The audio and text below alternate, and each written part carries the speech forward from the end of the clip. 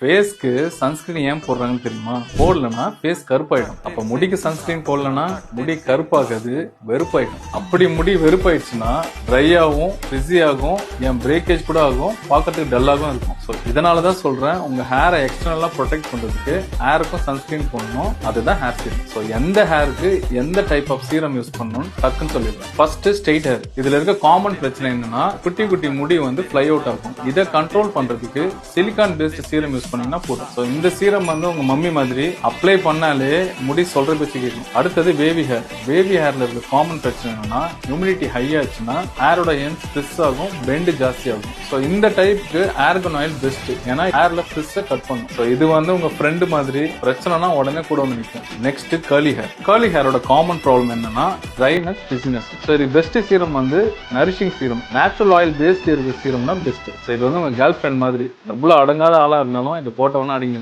Next fine hair and thin hair. நார்மலா இந்த type வந்து பிளாட்டா இருக்கும், லிம்பா இருக்கும், ஃப்ரெஜைலா இருக்கும். ஸோ இந்த டைப்க்கு அல்ட்ரா லைட் வெயிட் நான் கிரீசி சீரம் தான் யூஸ் பண்ணணும். சிம்பிளா சொல்லணும்னா இது எப்படின்னா பாய் பெஸ்டி கேர்ள் பெஸ்டி மாதிரி இருக்கணும், ஆனா இல்லாத மாதிரியே இருக்கணும். ஸோ எந்த ஹேருக்கு எந்த சீரம் யூஸ் பண்ணணும்னு தெரிஞ்சுக்கணும்னா சீரம் கமெண்ட் பண்ணுங்க. கரெக்டான ப்ராடக்ட் டீடைல்ஸ் அனுப்புறேன்.